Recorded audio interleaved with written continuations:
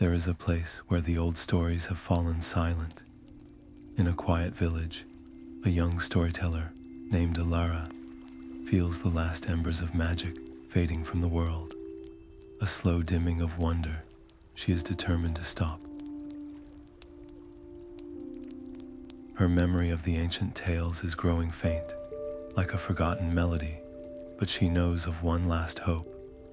It is a legend whispered only in the oldest songs, a hidden realm called the Whispering Glen, where myths are said to still breathe.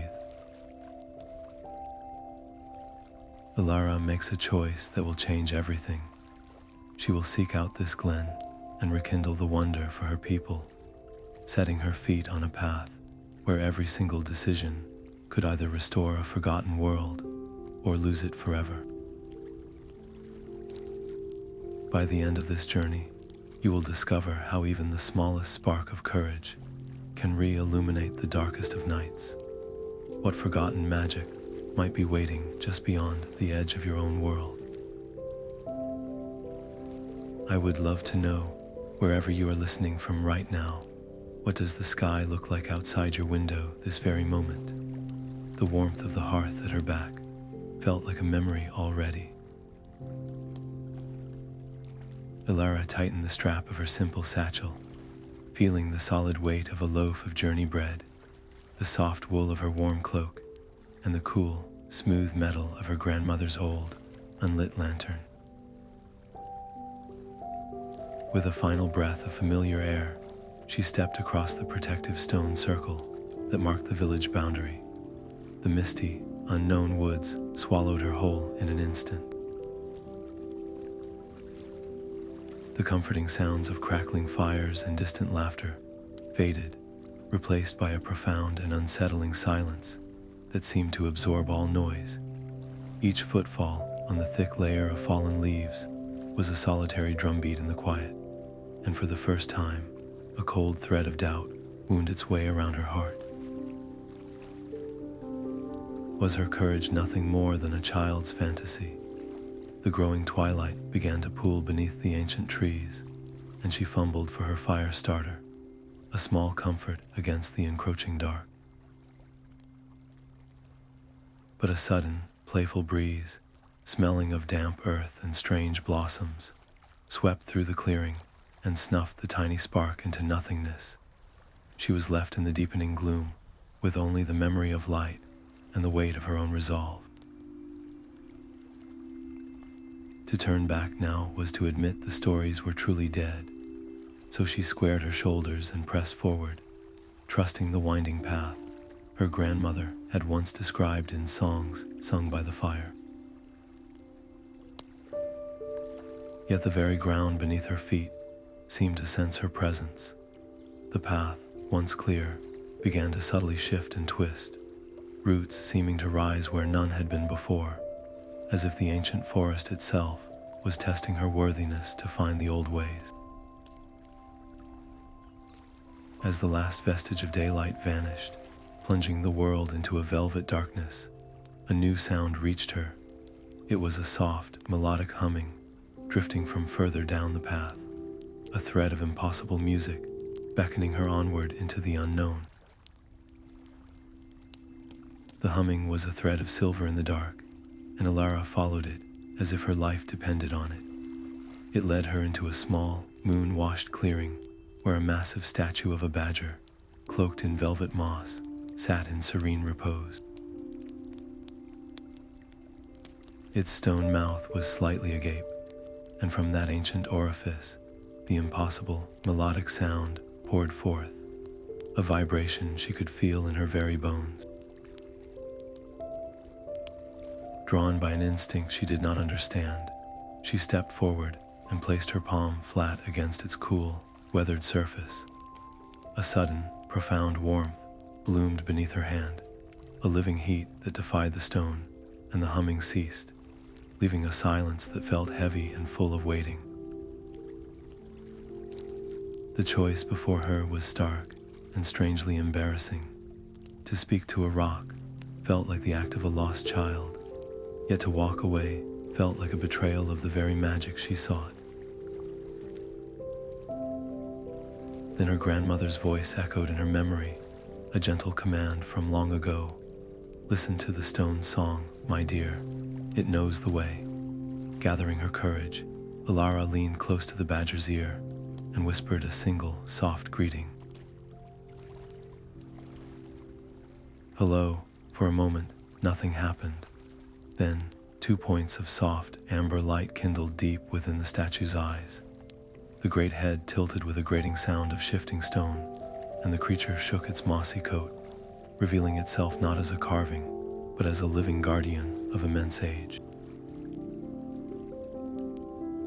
Its voice was like the rumble of roots deep in the earth. Your heart is what I test, little wanderer, not your cleverness. The path you walk asks for purity of intent, a desire to mend, not merely to marvel. It is a road that will reflect your spirit back at you. With a slow, deliberate movement, the badger raised a single, formidable claw and pointed toward a grove of trees whose leaves shimmered like liquid silver. There, the very air seemed to ripple and bend, pulsing with a faint, inviting, golden light. The shimmering air of the grove parted before Elara like a curtain of light. She stepped inside, and the world transformed. Above her, the silver leaves did not hang from any branch, but drifted in a slow, mesmerizing dance, each one humming with a melody so faint it felt like a thought at the edge of her mind. As she moved forward, the floating leaves brushed against her arms and face, and with each touch, a cascade of images erupted within her. She saw a hero with a crown of stars facing a mountain of living shadow. She felt the sorrow of a great, winged beast as its last song faded into silence. 100 lives, 1,000 endings, all poured into her at once, a torrent of memory that was not her own. It was beautiful, and it was terrifying. The weight of so many stories began to push against her own sense of self. Her name, her village, her quest all starting to feel like just another fading echo in the grand chorus of the past. She was becoming lost in a sea of other people's legends. Desperate, Elara squeezed her eyes shut against the brilliant, chaotic flood. She dug deep, past the roaring heroes and the weeping beasts, and grasped for a single, solid memory.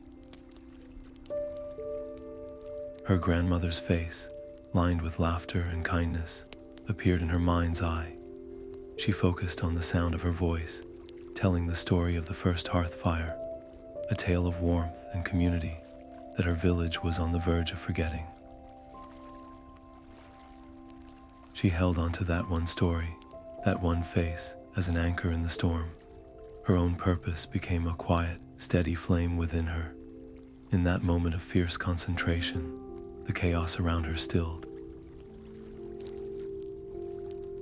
A single silver leaf, glowing with a soft, steady light, drifted down from the swirling mass and settled gently into her open palm. The moment it touched her skin, the story of the star-crowned hero wove itself into the fabric of her own memory, no longer an overwhelming invasion, but a quiet, permanent knowing. She had not been swept away, she had been chosen. The leaf in her hand pulsed with a brighter, warmer light, and as it did, the grove itself seemed to respond. A narrow path, woven from strands of pure moonlight, appeared on the ground before her, cutting through the swirling silver and leading her onward toward the distant, soothing sound of gently flowing water. The path of moonlight led her to the edge of a brook that flowed not with water, but with liquid silver. It was a stream of captured moonlight, shimmering and silent, and on the opposite shore, the path continued into a deeper, darker wood.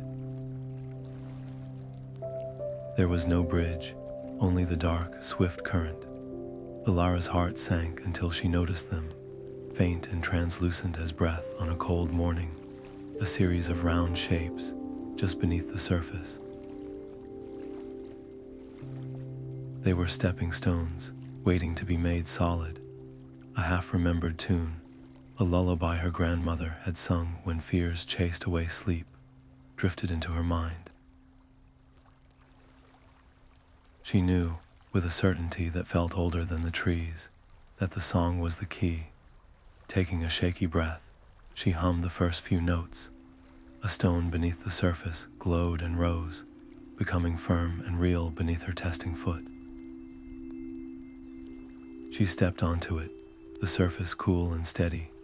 The next phrase of the melody came easier, and a second stone solidified ahead. But her confidence wavered for a single moment, a flicker of doubt about the next note, and as her hum faltered, the stone she was reaching for dissolved back into shimmering nothingness. The far bank, which had seemed so close, suddenly appeared to drift away, the gap widening with her failure. The pressure was immense. Each note had to be perfect, a flawless echo from a childhood long past. She closed her eyes, blocking out the intimidating expanse of glowing water and the receding shore. She stopped trying to recall the tune with her mind and instead reached for it with her heart. She remembered the feeling of her grandmother's arms around her, the safety, the unconditional love that had been woven into every single note of that song. She opened her mouth and sang, not with a performer's precision, but with all the love and memory she possessed. The melody flowed from her, pure and true, and with each note, a stone rose to meet her, a perfect, unshakable path across the brook. She did not step so much as she was guided, until her feet found the soft moss of the far bank. As she stood there, breathless, the surface of the moonlit brook stirred. A form coalesced from the light and spray, a being of shifting silver and flowing current. Its voice was the sound of water over smooth stones. You crossed with the heart song, not just the memory.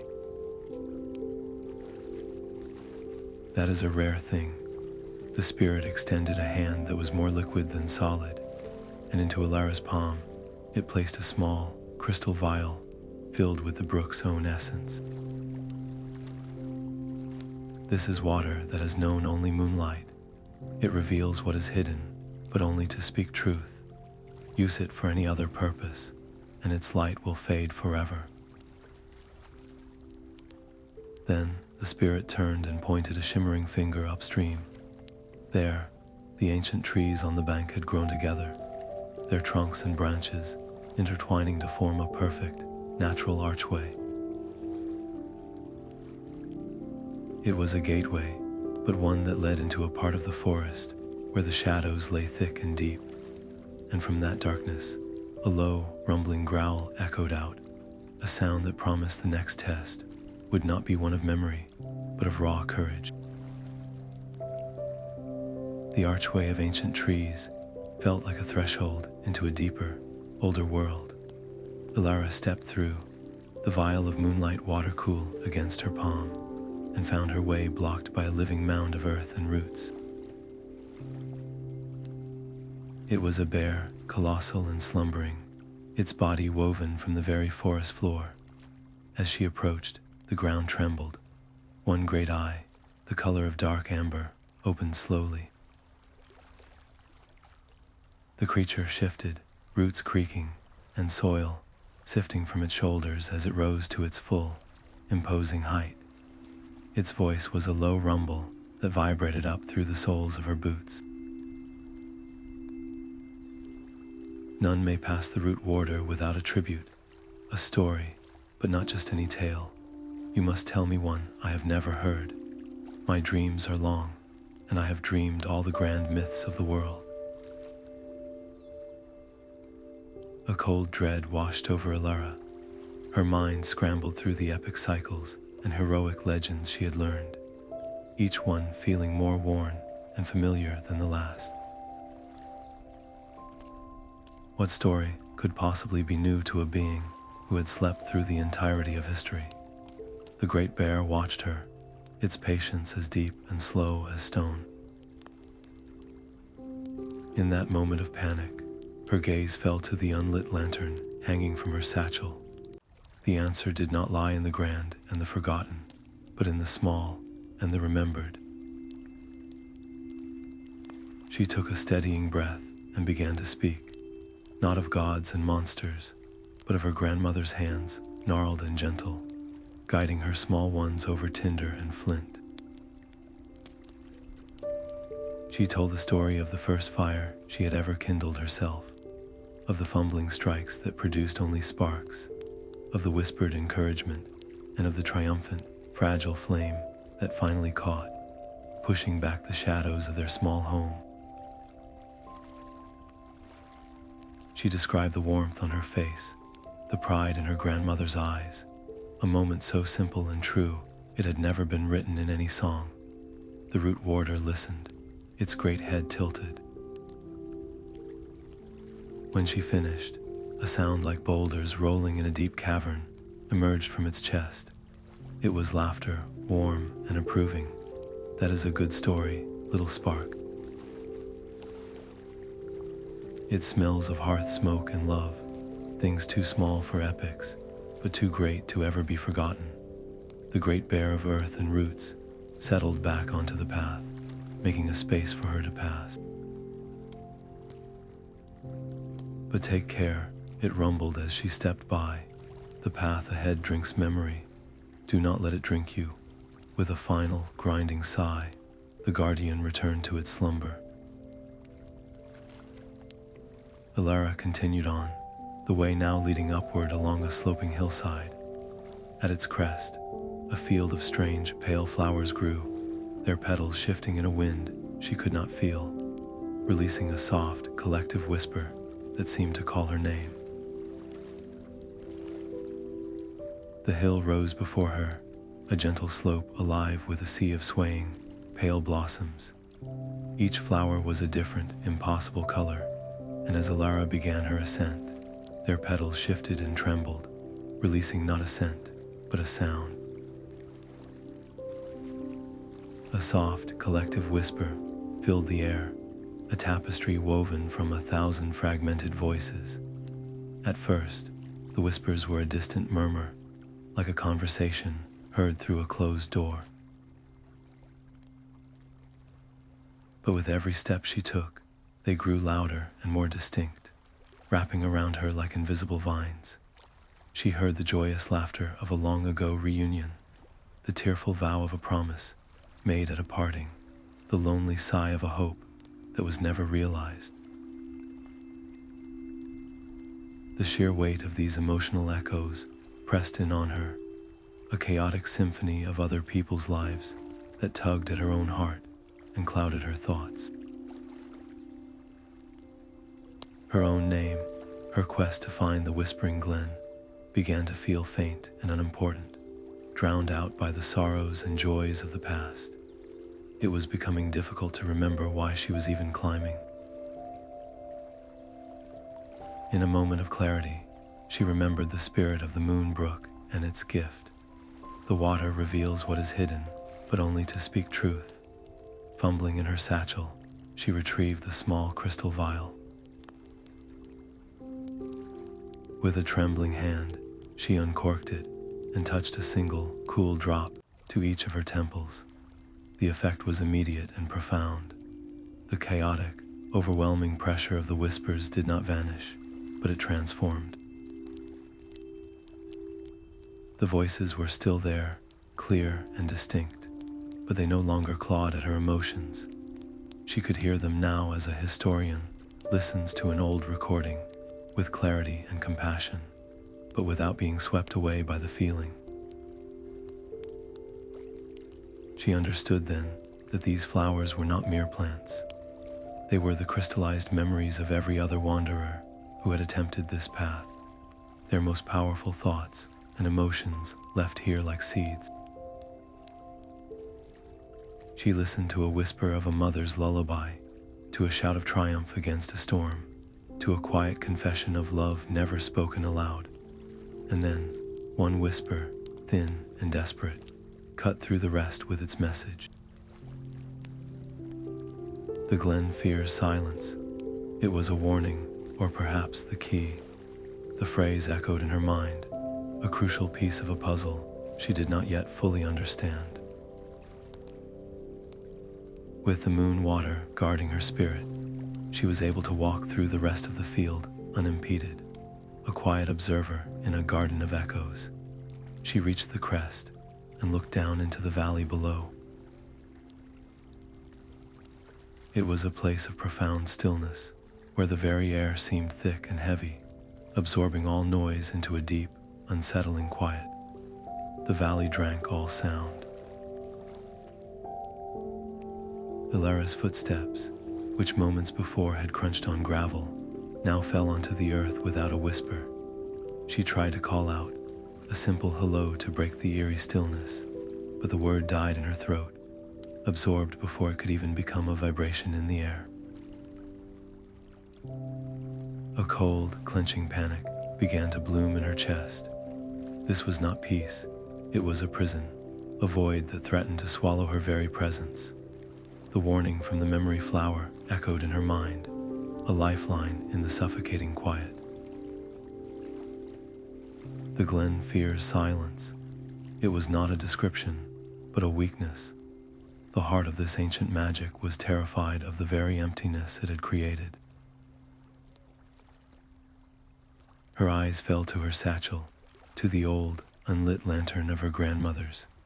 Fire was not just light, it was sound. It crackled and popped and hissed with a life all its own.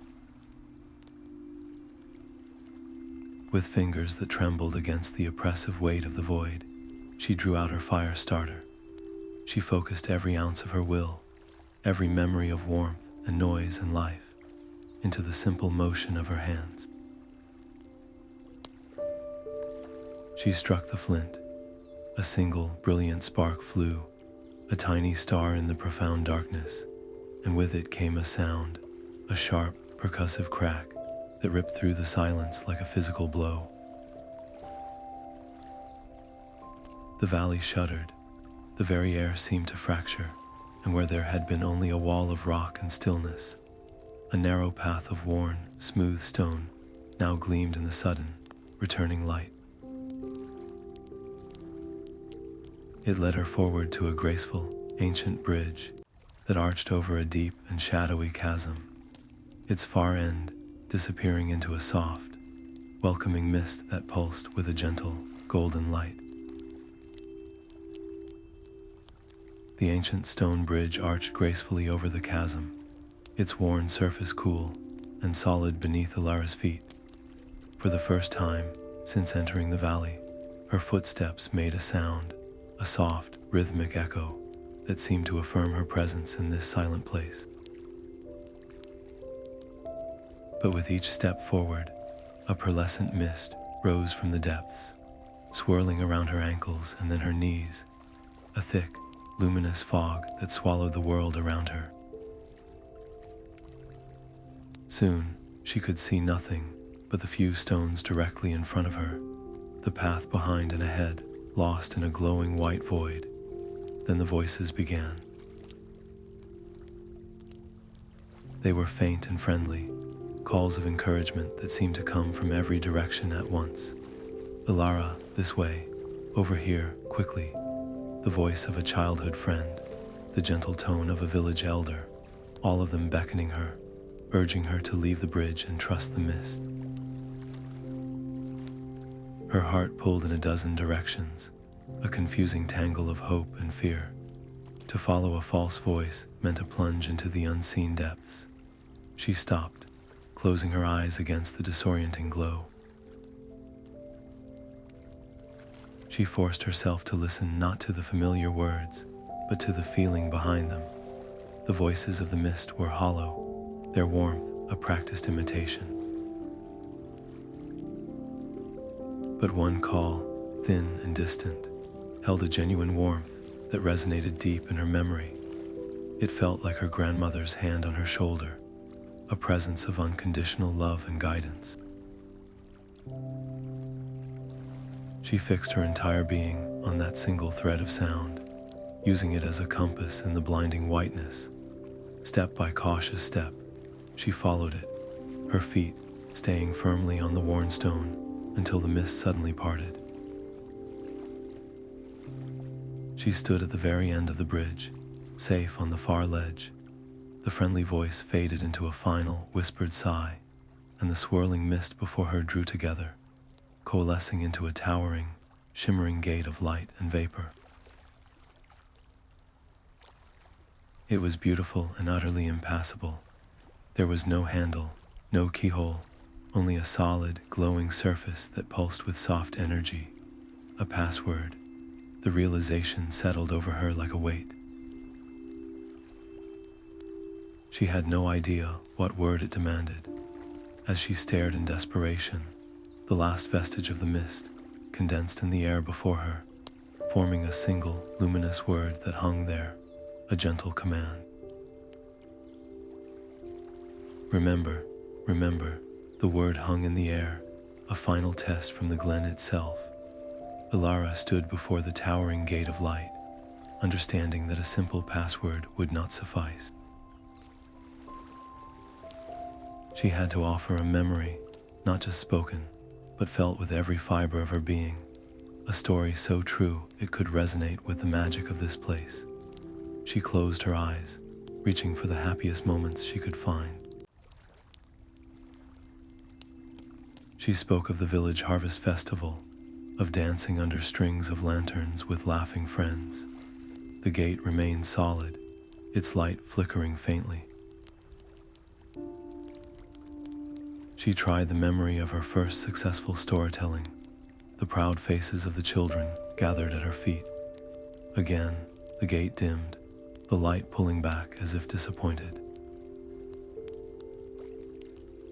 A cold dread tightened her chest. Were her most cherished joys not powerful enough to unlock this ancient door? What if her entire life had been too small, too ordinary to matter here?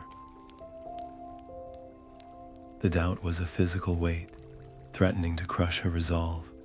Then, her grandmother's voice, not from the mist, but from the deepest part of her own heart, whispered a truth. The greatest keys are not forged in joy alone, and so, with a trembling voice, she let the other memory surface. She spoke of the day the cough began, a dry, rattling sound that had slowly stolen her grandmother's strength. She did not describe the hardship of the illness, but the profound love that met it. She told the gate of sitting by the bedside, holding a hand that grew thinner each day, of the fierce promise she had made to keep the stories alive, to never let the embers of their world go cold. It was a memory woven equally from fear and devotion, a testament to a love that faced an ending without flinching. As the last word left her lips, the gate did not just open. It erupted. A silent, brilliant flash of pure white light enveloped her, so intense it felt like a physical force. The effort of offering that raw, vulnerable truth left her drained, her knees buckling as the massive gate swung inward without a sound.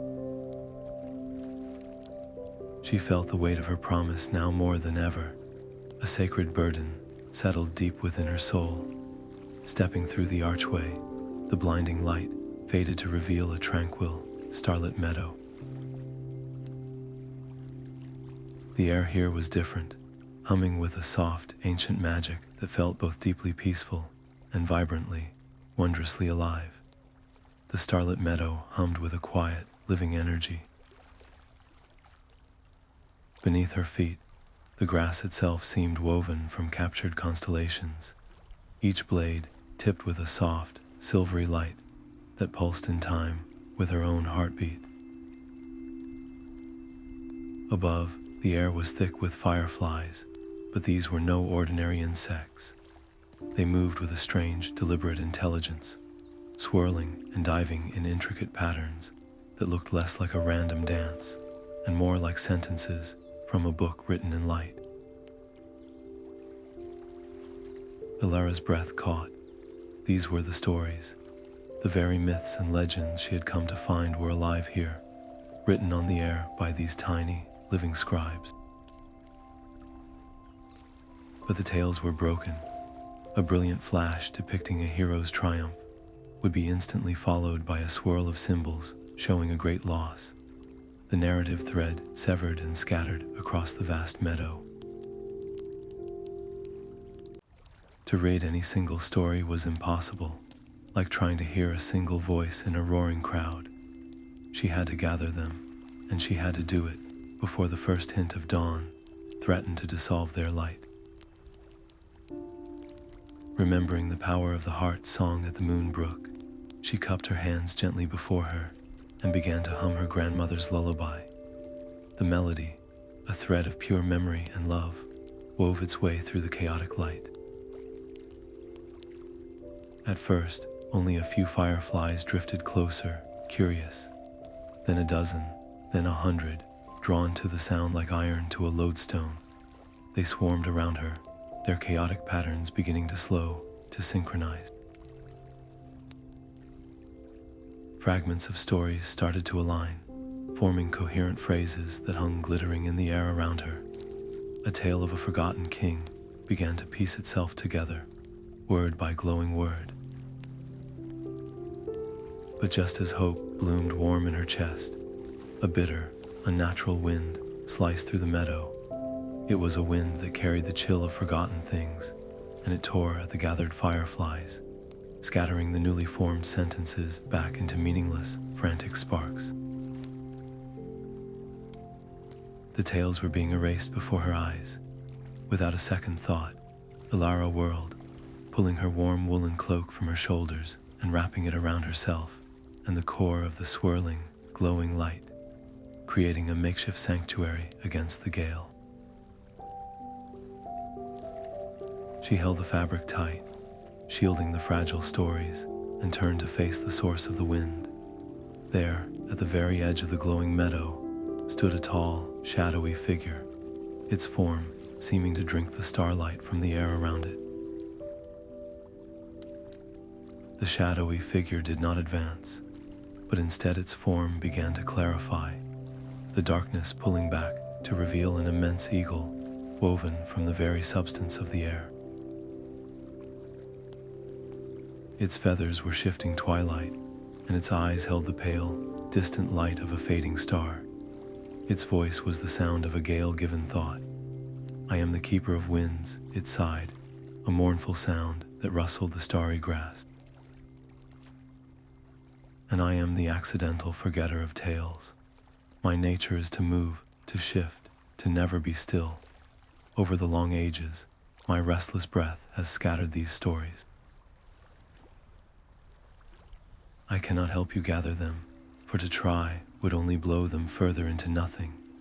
Elara's heart sank, to have come so far, only to be thwarted by the very guardian of this place.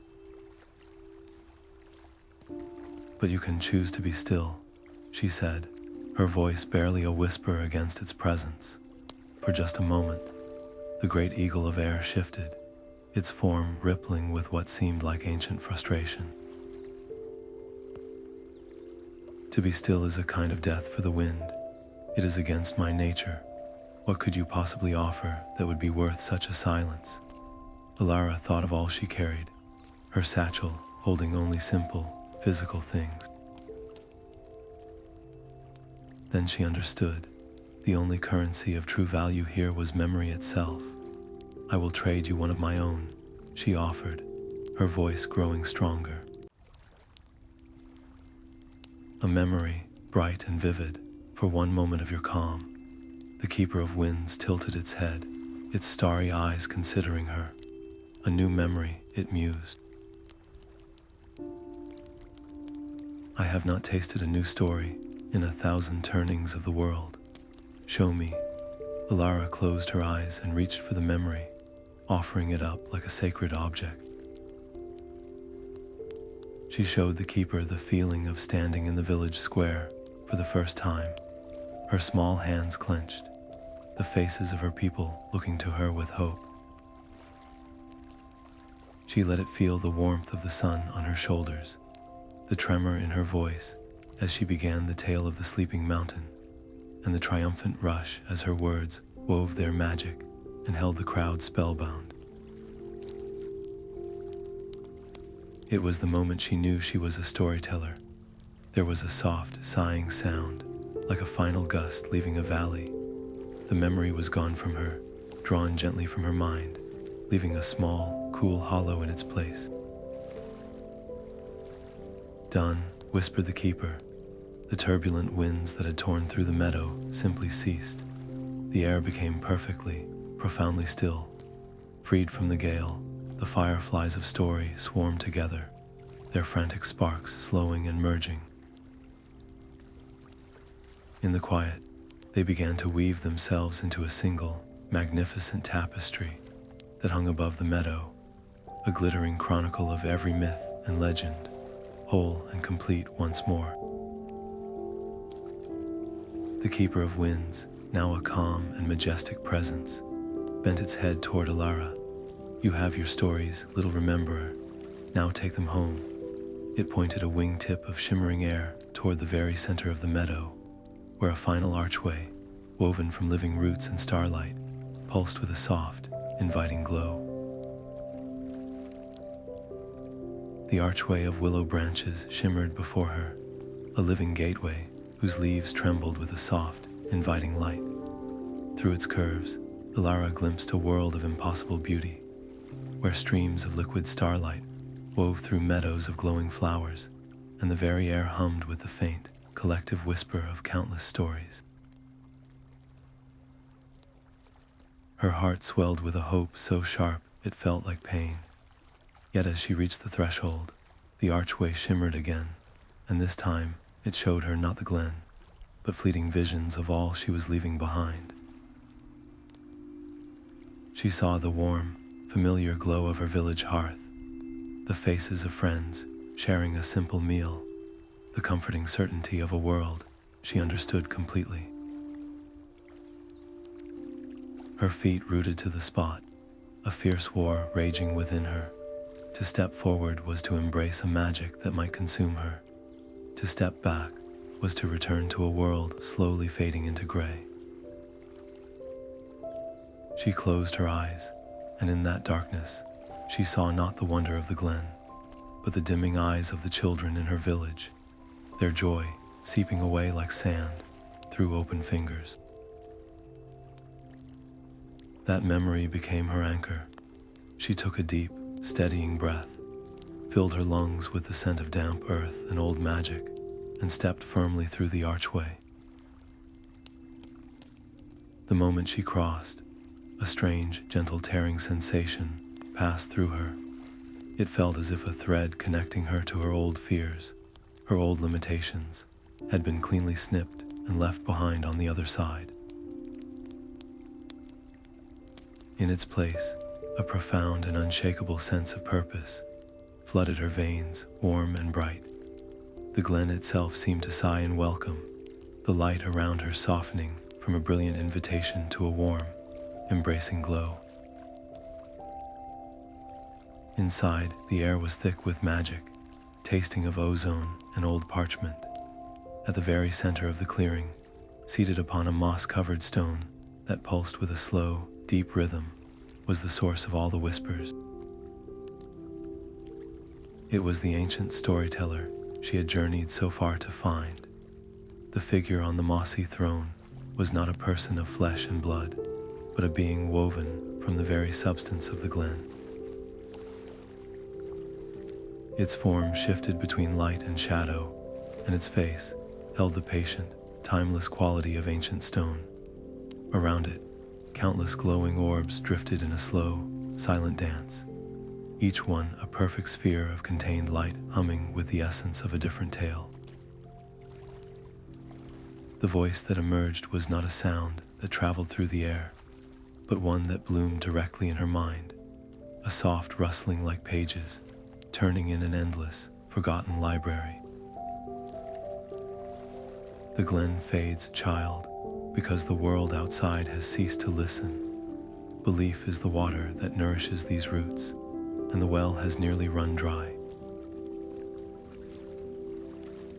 Elara felt the truth of its words like a physical chill. The magic here was not failing on its own.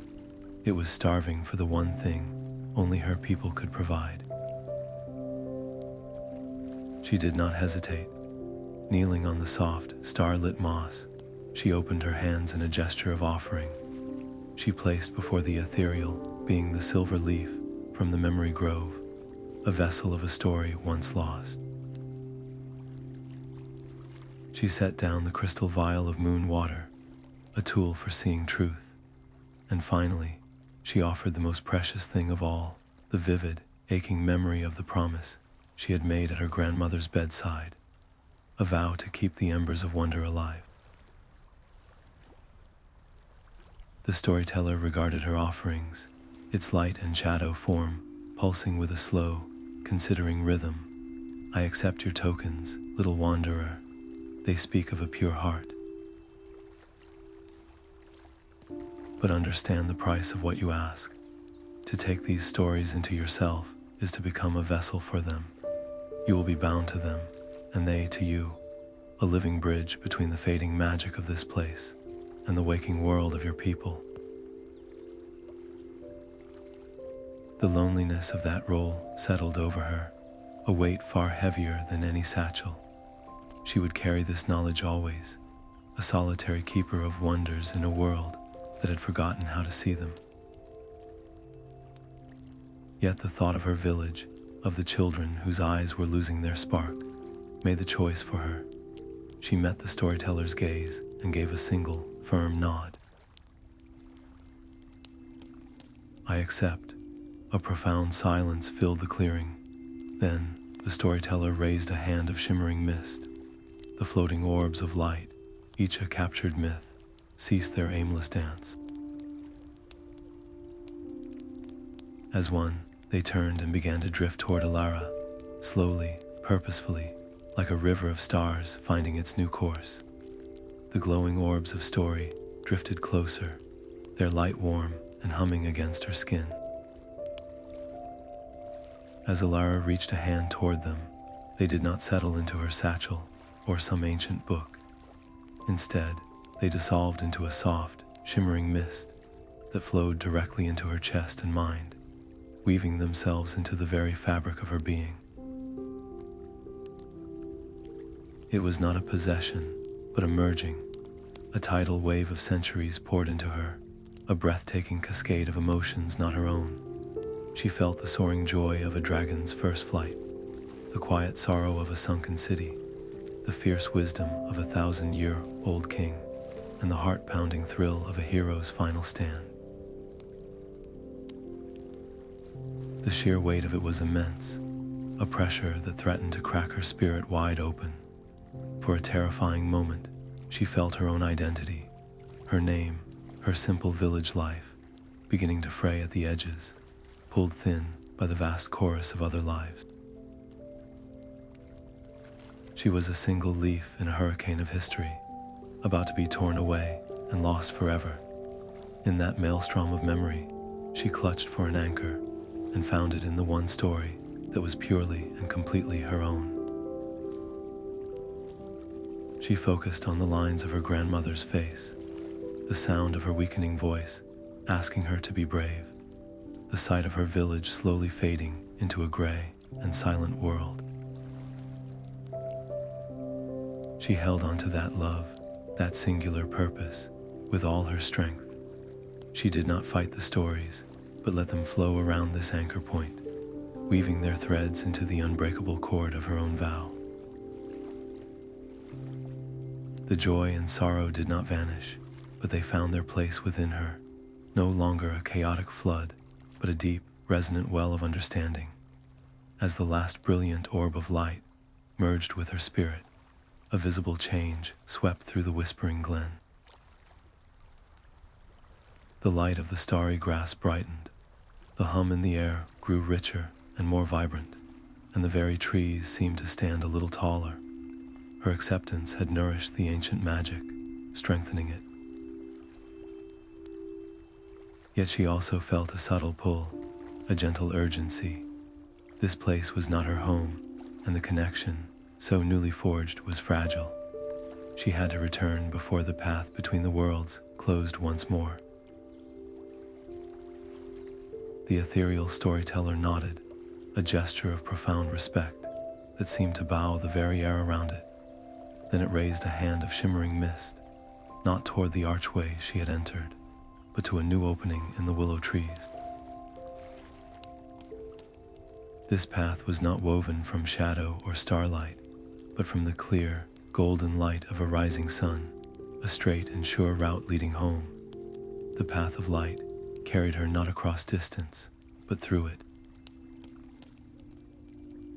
Elara stepped forward, and the world dissolved into a rushing corridor of color and sound, each footfall landing on a fleeting image from the stories now woven into her soul. She saw the dragon's wing beat, the king's crown being forged, the silent song of the sunken city. She was moving faster than thought, the landscape a blur of impossible hues, and she felt the immense pressure of the tales she carried. They were vibrant, living things inside her, and they strained against the confines of her mind, eager to spill out into the rushing void. A fragment of a tragic romance tugged at her attention, its sorrow a cold weight in her chest, threatening to pull her focus away from the path. If her concentration broke, if she let a single story slip, it would be lost to the churning light forever. Instinctively, she began to hum her grandmother's lullaby, the familiar melody, a steady anchor in the chaos. She shaped the tune into a gentle, continuous song, its rhythmic cadence, a loom on which she could carefully arrange the swirling narratives, keeping them aligned and calm. The path itself felt her effort. The edges of the luminous corridor began to fray, strands of light peeling away into nothingness, as if the way itself was woven from fragile thread. To slow down, to doubt for even a single heartbeat, would cause the entire bridge to collapse, scattering her and the stories into the formless between. There was no time for fear. She poured every ounce of her belief, every memory of her grandmother's love and her village's need, into the simple act of moving forward, her song growing stronger and more sure with each step. The light around her brightened to an unbearable intensity, and with a final, gentle surge that felt like a sigh, the path released her. The roaring silence of the journey snapped into the familiar, pre-dawn quiet of her own world. She stood at the very edge of her village, the first rays of the sun painting the eastern sky in shades of rose and gold, the dewy grass cool and real beneath her feet. The worn path beneath her feet felt different now, solid and familiar, yet humming with a secret life. Dawn painted the quiet village in soft gold, and Elara saw it not as the sleepy place she had left, but as a canvas waiting for color. The carvings on the door frames, a fox with a missing ear, a dragon whose tail had been smoothed by generations of rain, were no longer just decorations. They were silent pleas for the stories they represented. The weight of the tales inside her was a living, breathing thing, a chorus of heroes and beasts that pressed against her ribs, eager for release. But the village itself felt sealed in a deep and stubborn slumber, its routines a wall against the very wonder she carried. A cold knot of doubt tightened in her stomach. What if her own people saw only a changed girl, not a keeper of magic? What if their practicality, forged by years of quiet hardship, had deafened them to the old songs? Charging in with shouts and grand declarations would only startle them, confirming their fears of the strange and unknown. So she did not enter. She walked to the center of the protective stone circle, the place where her journey had begun, and sat upon the largest, oldest rock. She closed her eyes, letting the morning sun warm her face, and she began to hum. It was the same lullaby that had calmed the moon brook and steadied her on the path of light, but now it was not a memory. It was an offering, a gentle wave of magic that flowed out from her, not with force, but with invitation. She did not push the stories out. She simply let their presence radiate from her, a soft, persistent warmth in the cool air. And the village, so set in its silence, began to respond. The humming did not just come from her lips. It began to rise from the stone beneath her, a deep, resonant vibration that traveled through the ground and up into the soles of the feet of the earliest risers. The ancient monoliths of the circle began to glow with a faint, internal light, a soft amber that pulsed in time with the melody. A woman drawing water from the well paused, her bucket halfway up, her head tilted. A man stepping out to chop wood lowered his axe, his brow furrowed not in fear, but in a deep, forgotten recognition. One by one, doors creaked open. Faces, etched with the concerns of daily life, appeared in the doorways, their eyes wide and curious, drawn by the impossible light and the melody that felt like a dream they had all shared long ago. A small boy named Leo broke from the crowd, his steps hesitant, but his eyes fixed on the glowing stone with a deep and fearless wonder. He pointed a tiny finger and asked the question that hung in the air for everyone. What is happening? Elara's heart hammered against her ribs. She knelt, meeting his gaze, and offered a small, reassuring smile. She did not speak of grand myths or ancient powers. Instead, she began a simple, gentle tale about a little mouse who was afraid of the dark, and how it discovered a hidden valley where the fireflies were its friends. Her voice was different now. It carried the warmth of the glen's starlight and the quiet hum of its magic, each word woven with the truth of the story she held within. She watched Leo's face, a fragile hope blooming in her chest, terrified that the tale would land as just a collection of words that the spark of belief would fail to catch. She poured everything into the telling, letting the mouse's small courage and its wondrous discovery shine through her eyes and the gentle movement of her hands. As she spoke the final word, a profound silence held for a single, breathless moment. Then Leo's entire face transformed, lighting up with a joy so pure and unguarded, it was like the sun breaking through clouds. He clapped his small hands together in delight, and the air around them shimmered. From that shimmer, a tiny, glowing mouse made of soft light appeared. It scampered in a happy circle around Leo's feet, its form flickering with playful energy before it faded back into the morning air, leaving behind only the memory of its impossible presence. A collective gasp rippled through the gathered villagers. The sight of that small, magical proof, born from a child's belief in a simple story, broke the last of their resistance. Their skeptical whispers died away, replaced by a slow, dawning curiosity. They began to move closer, their steps tentative at first, then more sure, drawn by a forgotten hunger for wonder that now stirred awake within them. The circle of faces grew, a quiet tide of wonder and worry washing in from every doorway. Elders with hands gnarled like old tree roots leaned on their staffs, their eyes clouded with memories they could no longer name. Children peeked from behind their parents' legs, their gazes bright with a curiosity that had not yet learned fear. Elara felt their collective breath, held in the space between her words.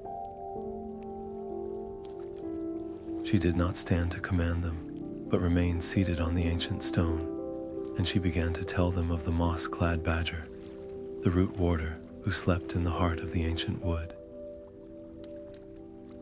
She spoke of its voice like the rumble of the earth, and its demand for a story it had never heard. As her words wove through the morning air, something shifted in the village itself. A soft, gurgling sound rose from the long, dry well at the square's center. Clear, sweet water, tasting of deep springs and clean stone, began to bubble up and overflow onto the cobbles, a gift the earth had withheld for generations. Simultaneously, the faded carvings on the village doors, the worn foxes and chipped dragons, seemed to drink in the light. Their lines deepened, their forms grew sharp and distinct, as if the hands that had first carved them were tracing their outlines once more. But not every heart was ready to open. A low muttering started among a small group of elders. "That is not the magic we knew," one whispered, his voice rough with suspicion. "The old ways brought hardship as often as blessing," another added, his eyes narrowed. "It is a risk to wake what should sleep." A ripple of doubt passed through the crowd, the newfound magic suddenly feeling fragile. Elara did not argue.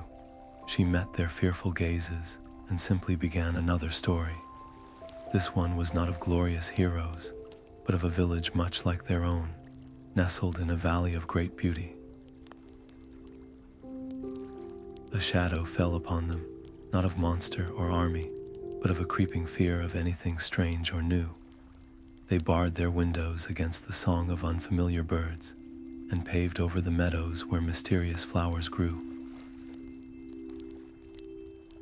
With each act of fear, a subtle grayness crept into their skin, a stiffness in their limbs. One morning, a traveler found them all, their bodies frozen into statues of silent, sorrowful stone, their valley forever silent. She painted the image not with condemnation, but with a profound and aching sadness, her voice carrying the weight of the loss. The story's truth was so vivid, so chillingly possible, that the muttering ceased entirely. The doubters stood in a shamed and thoughtful silence. Then, from among them, the eldest of the villagers, a man named Elara, stepped forward. Tears traced the deep lines of his face.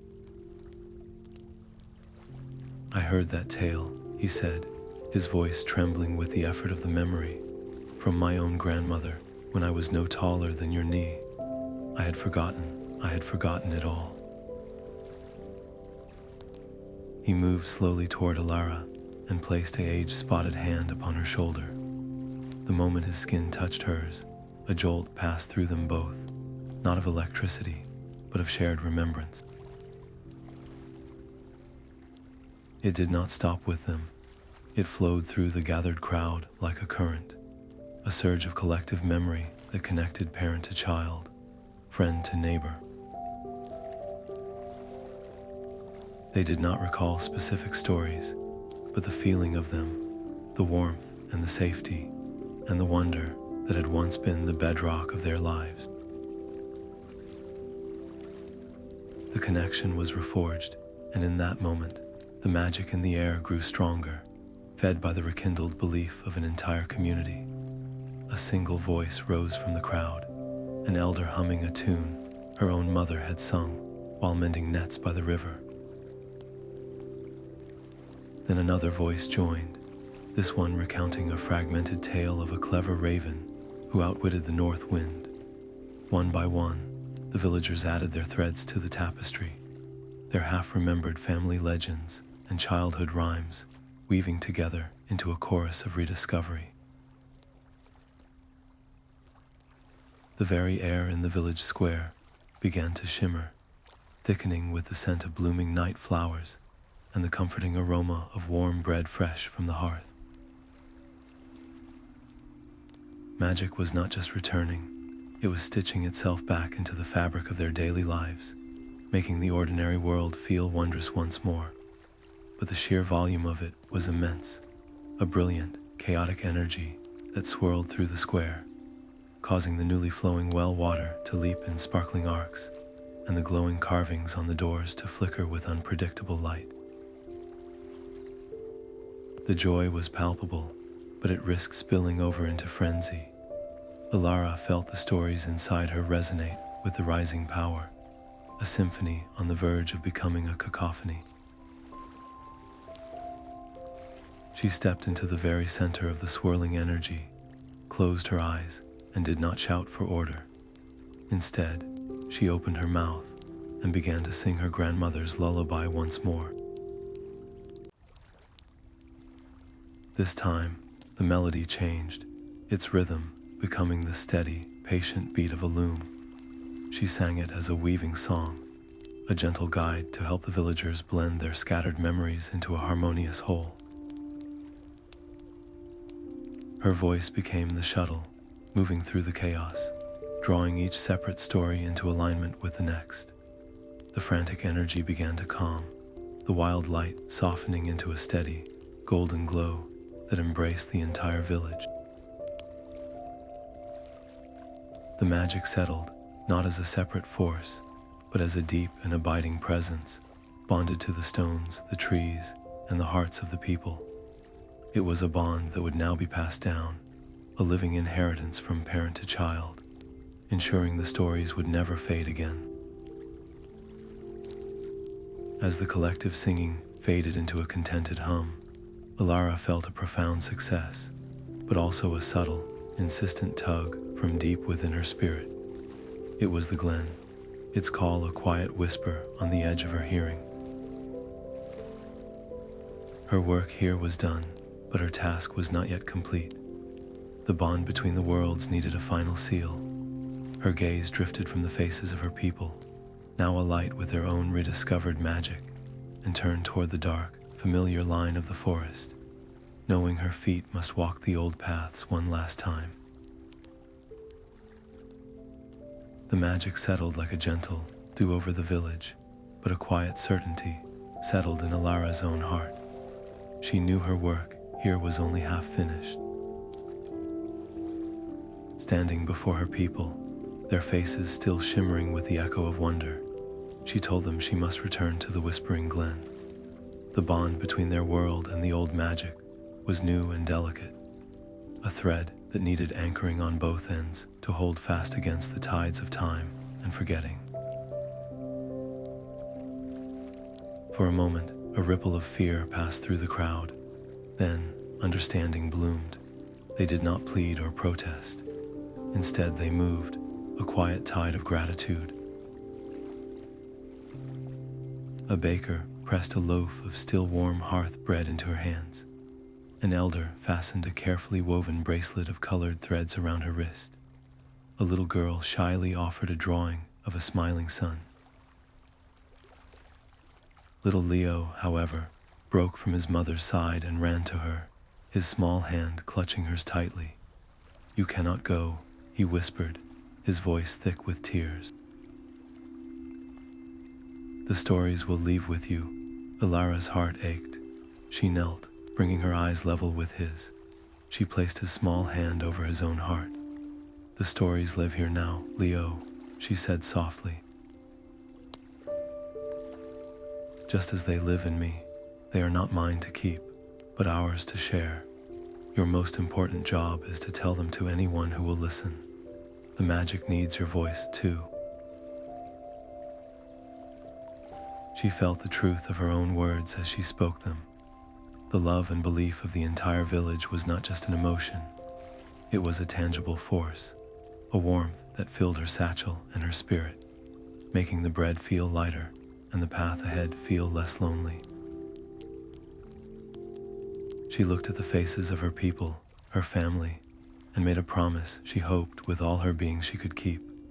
"I will return." But as she spoke the words, a silent understanding passed between them all. The girl who had left was gone, In her place stood a guardian, a living bridge between the world they knew and the ancient magic they had reclaimed. Her home was now both here and there. With a final, reassuring smile, she turned and walked toward the forest's edge. The path before her, once dark and unknowable, now glowed with a soft, welcoming light, each stone illuminated from within, ready to guide her steps on the journey back. The path through the woods felt like greeting an old friend. Where roots had once twisted to test her, they now lay flat and welcoming.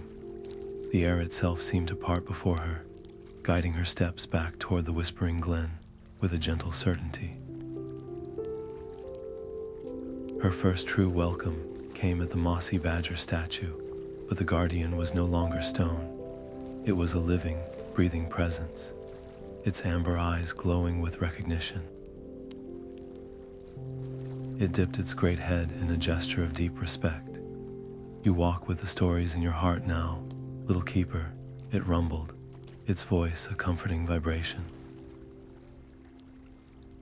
"Remember that a bridge must be anchored on both sides to bear any weight." This simple truth settled into her, a piece of wisdom that strengthened her resolve. Further on, the moon brook sparkled, and the water spirit rose to meet her, its form a joyful dance of light and current. "You return with the heart song amplified," it chimed.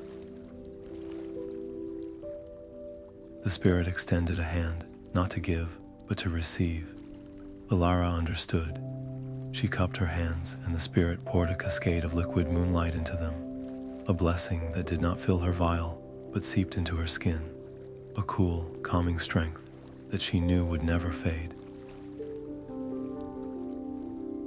Each meeting was a thread pulled tight, weaving her more irrevocably into the fabric of the mythic world. The pull of the village was a tangible ache in her chest, a love for familiar faces and daily rhythms, while the glen's call was a resonant hum in her soul, a purpose that felt as vast as the sky. She stood at the crossroads of these two loves, and in that stillness, she made her choice anew. She was the bridge. She would honor both. When she reached the stone bridge over the shadowy chasm, she felt the moment demanded an offering. This was the threshold that had tested her with illusions, and it deserved a gesture of gratitude and balance. She drew out the crystal vial, now holding only a few precious drops of the moon water. She did not need its truth, seeing power and amour, for truth was now woven into her being. With a silent prayer of thanks for its guidance, she tipped the vial and let a single, glistening drop fall into the darkness below. The effect was instantaneous. The chasm did not just glow, it bloomed. From the depths, strands of golden light and solid, gray stone rose together, twisting and intertwining until they formed a new, permanent arch. It was a structure of breathtaking beauty, part of the earthly realm and part of the magical one, a symbol of the connection she had fought so hard to restore. She crossed the new bridge, her footsteps firm on the luminous stone, and stepped once more into the Whispering Glen. The being of light and shadow was waiting, but its form was no longer ethereal and fading. It stood before her, vibrant and detailed, its features clear and its presence solid. The air around it no longer whispered of endings, but of a glorious, perpetual dawn. The being of light and shadow opened its arms, and its embrace was not one of flesh, but of pure, resonant warmth, like stepping into a sunbeam on a cold morning. Its voice was a chorus of 1,000 remembered tales. "You have done what none have managed in an age, Elara. Many have walked the old paths, but their desires were for power or for escape. They were consumed by the very stories they sought to claim. You, however, crossed with a heart full of love for your people, and in doing so, you have forged something new. A stable channel now exists between our world and yours, a conduit through which wonder can flow without being diluted or broken. Elara felt a tremor of fear at the immense scope of this revelation. Does this mean my journey is over? Am I to stay here forever? The thought of never again feeling the solid warmth of her own hearth, of never seeing Leo's smiling face, was a sudden, sharp loneliness. The storyteller's form pulsed with soft light. Your place is not in one world alone, but in both. You are the living bridge. You will walk the old paths, not as a lost wanderer, but as a guide for those rare souls who possess the spark of belief, helping them navigate the trials you yourself have overcome. And you will return to your village to tend the stories there, ensuring they take root and grow strong in the hearts of your people. It is a heavy burden, this life between worlds, a constant balancing of two great loves. But it is this very balance that will ensure the magic does not fade again. As long as you, and those you guide, continue to walk the paths, the channel will remain open, and the stories will live. The being then gestured, and from the swirling light around them, a single, smaller orb of soft, golden light coalesced. It drifted toward Elara and settled just over her heart, not as a weight, but as a gentle, persistent warmth. This is a piece of your village's own spirit, a tether to its heartbeat. You will always feel its rhythm, its joys and its sorrows, no matter how far you walk. With this connection singing softly within her, Elara understood her new purpose was not a confinement, but the ultimate freedom. The warmth of her village was a steady song against her spirit, but soon a new note trembled at its edge, faint and uncertain. It was a presence, hesitant and young, lingering just beyond the protective stone circle. Elara found him there at twilight, a boy from a neighboring settlement, his clothes dusty from a journey fueled by wild rumors. His name was Kale, and his wide eyes held more fear than wonder. Without a word, she simply sat beside him on the ancient stone, her silence an invitation. When he finally whispered that he had heard stories of a girl who spoke to the woods, she only nodded and rose, leading him not with commands, but by walking slowly toward the trees. The path to the first guardian felt different this time, the shadows deepening quicker for his unsteady heart.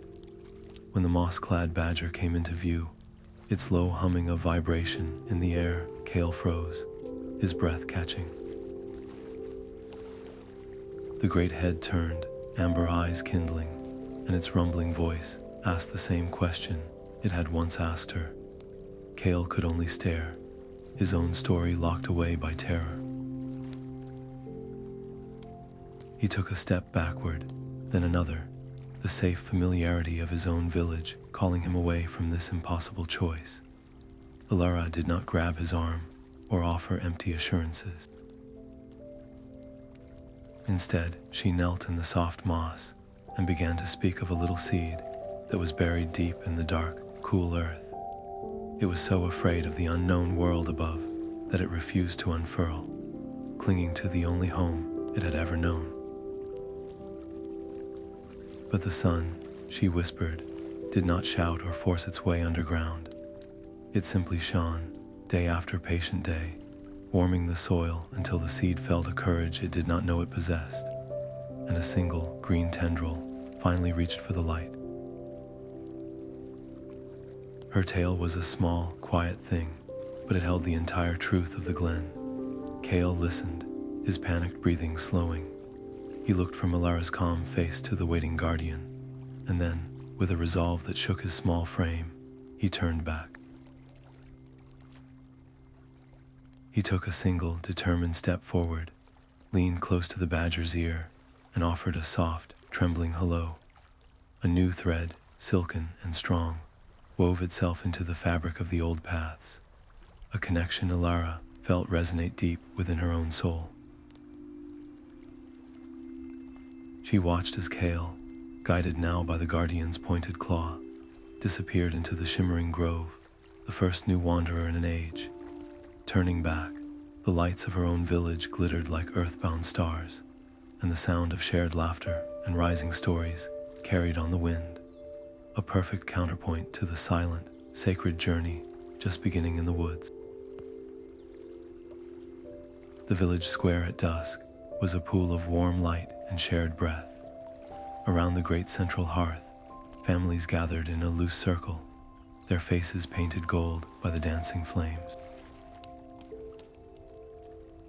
The air itself seemed to shimmer, thick with the scent of wood smoke and roasting chestnuts, but also with something more, a soft, collective hum of story magic that made the very shadows dance. Laughter rang out, clear and unburdened, a sound that had been absent for too long. At the heart of it all was Leo, standing on a small stump, his chest puffed out with newfound importance, as he retold the tale of the little mouse afraid of the dark. His small voice, once hesitant, now carried the lilt of a born storyteller, and as he described the mouse finding its firefly friends, a tiny, shimmering form of light coalesced from the air. It scampered in a joyful loop around the ankles of the enthralled younger children, its brief, brilliant life a perfect echo of the tale itself, before fading with a final, happy flicker. Elara watched from the edge of the firelight, her heart so full it ached. She did not step forward to take the stage. Instead, she found a space on a worn bench between an old wood carver and a young mother, folding her hands in her lap. When the wood carver, his voice rough with disuse, began to haltingly recount a legend about the river that had once run with silver, Elara leaned in, her attention a silent, powerful encouragement.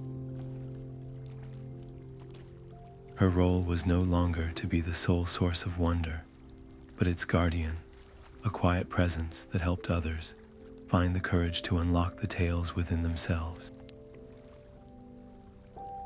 With each story shared, from the grand epic to the simple family memory, the magic in the air grew denser, weaving itself into an invisible, protective web that connected every soul in the village. It was a shield woven from shared belief and collective memory, strong enough to keep the creeping gray of doubt at bay. As the last embers of the fire settled and the stars pricked the velvet sky, Elara felt the familiar, quiet pull from the depths of the forest, a gentle hum against her spirit. It was a reminder of the other path that waited, of the silent glen and its ancient keeper. But this time, the call did not bring a pang of separation. A slow, deep smile spread across her face. She could feel the steady heartbeat of her village thrumming in the golden orb over her heart, and she knew, with a certainty as solid as the earth beneath her feet, that she belonged to both, and that her balance was what kept the whole world in tune. A rhythm settled into Elara's life, as natural as the turning of the seasons. Her days became a gentle dance between two worlds. She would spend sunlit hours in the village, seated with the children under the great oak, her voice guiding them as they learned to weave their own small tales into the air. Then, as twilight deepened, she would walk the now familiar old paths, her footsteps a quiet reassurance to the guardians and a beacon for the rare new soul drawn by the whispers of myth. The trail itself transformed under this constant, loving attention. What was once a mysterious and testing route became a well-trod, friendly lane. Villagers, grateful for the returned magic, began to maintain it, leaving smooth stones for easier walking and building small, simple shrines of stacked rock at the bases of ancient trees, each one a silent thank you to the glen. This balance was not always effortless. There were moments of tension that tested her role. A young seeker from a distant town, his heart full of ambition, once tried to command the Brook spirit to reveal secrets for personal gain. The magic recoiled, the waters turning murky and the path ahead dissolving into mist. Elara did not scold him. Instead, she sat with him on the bank and, using a single, precious drop of the moon water, showed him not a vision of power, but a reflection of his own lonely heart. She then hummed the lullaby, its melody soothing his ambition into quiet humility, until the waters cleared and the path reluctantly reappeared. Her every action was a careful tending, ensuring the flow of stories remained a pure, generous river, never a hoarded stream. One soft evening, as she walked the path to check on the guardians, she found the great root warder slumbering peacefully by the trail. A delicate wreath of bluebells and daisies, clumsily yet lovingly woven, rested lopsided upon its massive earthen head, a gift from the village children who now saw the ancient guardian not as a test, but as a friend. The seasons turned not in years, but in stories told and retold. Elara found herself sitting on the same sun-warmed stone where she had first taught a small boy to believe, but the boy was a boy no longer. Leo stood tall beside her, his shoulders set with a quiet confidence as he looked toward the forest edge where a young girl from the village waited, her hands clasped tightly in anticipation. This was his first seeker, and Elara felt the weight of the moment settle around her like a familiar cloak. Leo began to speak, his voice no longer a child's recitation, but a true storyteller's instrument. He did not just tell the girl what to expect. He wove the entire tapestry of Elara's first journey, from the silent woods to the heart of the glen itself. He spoke of the humming badger and the moon brook, his words so vivid and true that the very air in the village square began to shimmer. Far away, deep in the ancient woods, the moss-clad guardian lifted its great head, its amber eyes kindling as it felt the echo of its own story being told with such pure reverence. A thread of cold doubt, sharp and sudden, tightened in Elara's chest. Was the legacy too heavy a burden to pass on?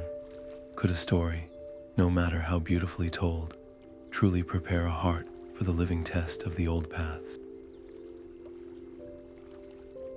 Her instinct was to step forward, to offer guidance, to shield them both from any possible misstep. But she held her silence, her hands still in her lap. She had to trust the lessons she had shared, and more importantly, she had to trust the strength of Leo's own heart.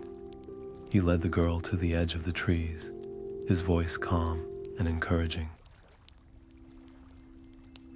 The young girl, her initial fear replaced by a shining determination, stepped forward alone. She approached the ancient statue, and without a moment of hesitation, she leaned close and whispered her greeting. The badger's low hum deepened into a resonant, approving rumble, its great head dipping in a clear and immediate welcome. The legacy was not just safe. It was thriving, passed into hands that were more than ready to carry it forward. Elara watched as Leo and the girl disappeared together into the dappled light of the path, the first links in a new chain of guardians. Then she turned her face toward the distant glen, no longer feeling a pull or a call, but only its peaceful, steady hum, a constant and reassuring presence, woven into the very fabric of her soul. The night of the storyteller's moon arrived, a perfect circle of silver in the velvet sky. The entire village, from the smallest child to the most ancient elder, stood together in the stone circle, their faces lifted toward the light.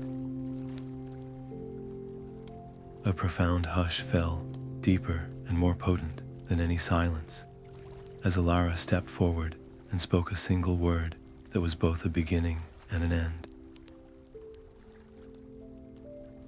Remember, from that single seed, the great tale unfurled. It was not one voice, but a chorus. Elara spoke of the first step into the silent woods. Leo's voice rose beside hers, recounting the fear and wonder of meeting the stone badger. The baker told of the moon Brook's challenge, the woodcarver of the root warder's demand, and the children's voices wove together the shimmering terror of the memory flowers. Each person offered their piece of the story, their own understanding of the journey that had saved them all.